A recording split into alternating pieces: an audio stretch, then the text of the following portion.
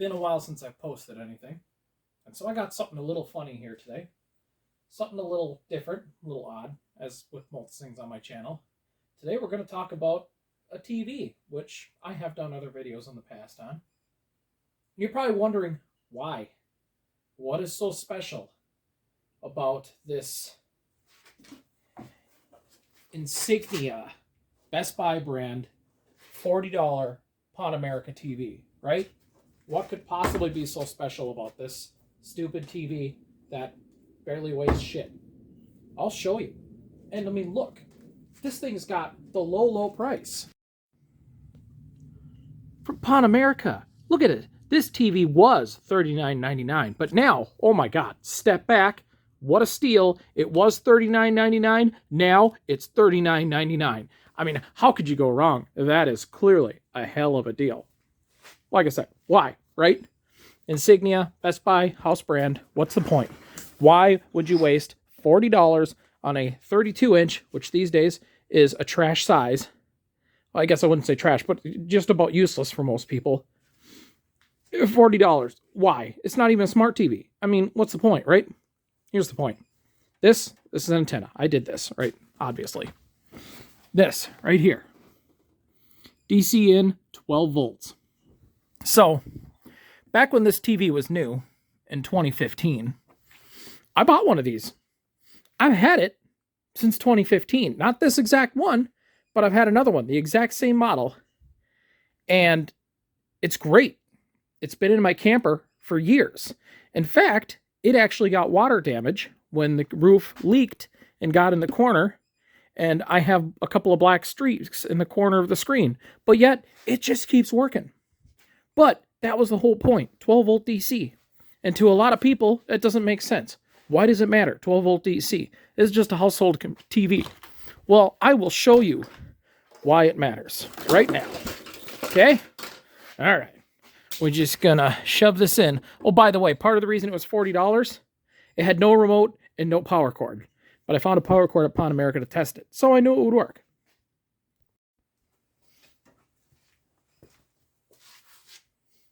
All right, so we got her plugged in. Let's go ahead and access, well, not really the battery. The battery's in the trunk on this here guy. Let's go ahead and crap my little crappy ass antenna back in here real quick, like, right? Just kind of stick it in there and just balance it very delicately on top of the engine. And battery's in the trunk, so I'm just going to go ahead and I'm going to go around here. Come on now, get on there. And put it right on the fuse panel. Yeah. Ooh. I gotta get a good connection. There's a little bit of paint there. She's peachy. And like I said, it didn't have a remote, but I have more than one Insignia TV, so this remote will do the trick.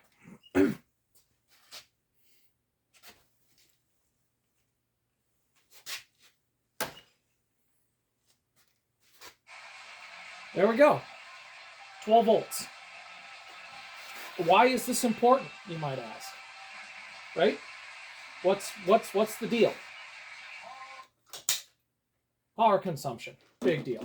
If you're talking about RVs or campers or anything of that sort, generally, if you want to run a TV this size or larger, you have to run a power inverter. Power inverter is very wasteful because I'm not going to claim to know a whole lot about the magic pixies that go on inside a power inverter, but you put 12 volts into the inverter, then the inverter outputs 110 volts AC.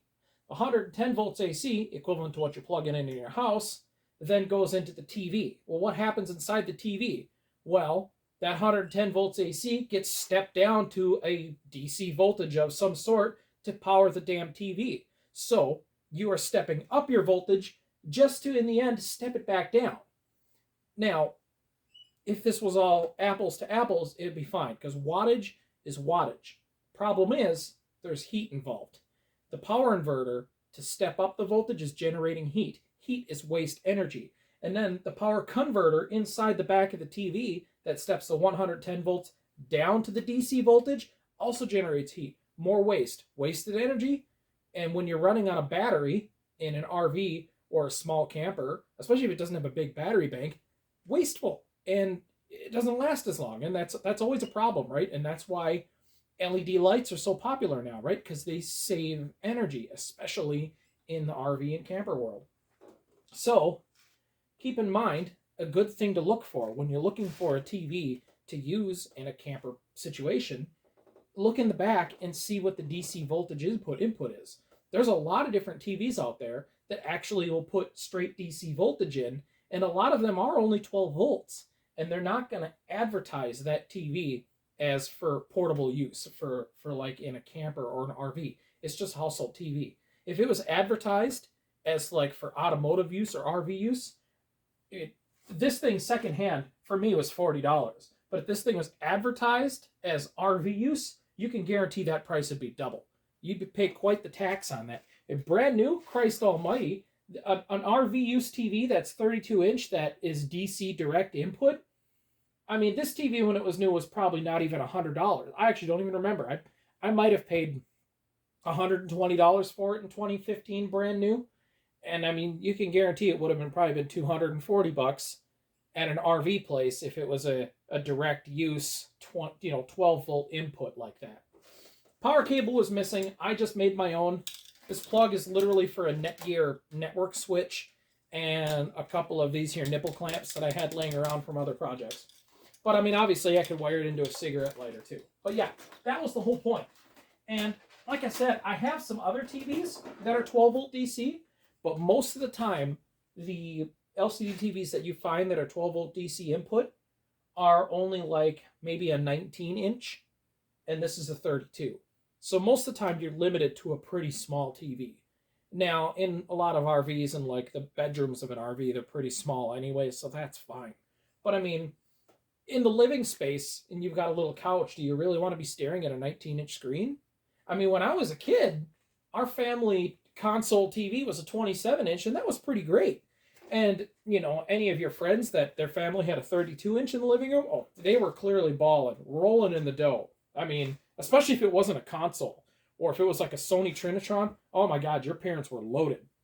But that's besides the point. Things have changed, and these days, 55-inch is not big enough anymore for people's living rooms, and that's a whole nother ball of wax. But pretty great little find that people don't seem to know. And like I said, the other nice thing is, because the power converter is not built into the back of the TV, that also makes this really lightweight. They don't weigh anything because the power converter is a lot of weight in the backs of these things. Other things that are kind of fun to do that I've done with some other TVs is, because this is 12 volt DC input, I can open this up and I can tin a couple of wires onto the inside of the jack here and run them out with a little switch and a piece of LED strip light. So you got that nice LED backlight that's powered by the same adapter anyways, and there's a lot less futzing around. So, in short, I don't know who the parent company is that makes these Insignia TVs, but I have had 4 or 5 of them now. I'm not even sure, of different models. I've technically had 3 of this model, one of which actually went off to a friend of mine for his camper.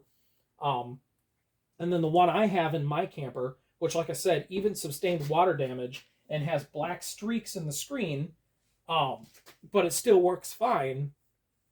They're pretty tough. I mean, for a cheap-ass house brand, Best Buy Insignia, this thing is great. So when I saw it for $40, I had to have it. And I mean, honestly, I don't mind the black marks on the TV that I have in my camper, but obviously I wouldn't mind replacing it with one that doesn't have the black marks. I'm still going to keep going with the black marks and, you know, use it in the future, or maybe if one of these actually does die. This was obviously in someone's house for a while because it is dirty. And I mean, I don't even think I want to open it because I'd rather not know what's inside it. But yeah, fun little tidbit. It's always something to keep in mind. And I just thought it would be fun to share. There's also cheap little TVs like this are great for some of those retro projects like I've done in previous videos on the channel where I've mounted a TV. In fact, one of the previous videos in my channel, I had a nice little wood grain TV that I think it was, it might have been bigger than a 13-inch. I don't know, it might have been like a 15-inch or something, little tube TV from back in the day, a CRT. Had the wood grain on the sides and everything. And it was a 12-volt TV that I had found at a pawn shop or at Goodwill for cheap that I put inside of it. And the cool thing about that is for a project with like a old school van, you can use that. And I plan to do that with the upcoming Back to the 80s car show that we have here in Minnesota, is have that TV running off of the van's power, which it can run for hours and hours on, and I don't have to worry about it. I can actually tell you for a fact, too, that because I'm talking about an unregulated input here, even when my battery in my camper would go down to below 11 volts, the TV was still working. Eventually, the audio started cutting out, and I had to turn the volume down, and I could tell that the screen was a little bit dim, but it just kept working at, below 11 volts DC, which is pretty good. And it's, it wasn't about to damage it. I mean, typically with electronics, low DC voltage won't damage anything. It's higher than it's rated for DC voltage that you got to worry about. But even in a car, if the car's running, it's 13.5 volts. This TV is not going to care about that little spike in voltage. But yeah, there's your funny little tidbit. Now I guess back to fixing things that I should really fix and just haven't. The car runs perfectly fine and has been running since I put the motor in probably a year ago now. There's a video on that where I just destroyed the motor in this thing by sucking water into it, driving through a big puddle like a dumbass.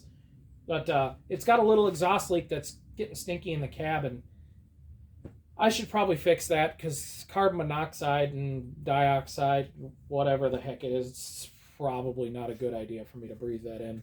So thanks for watching.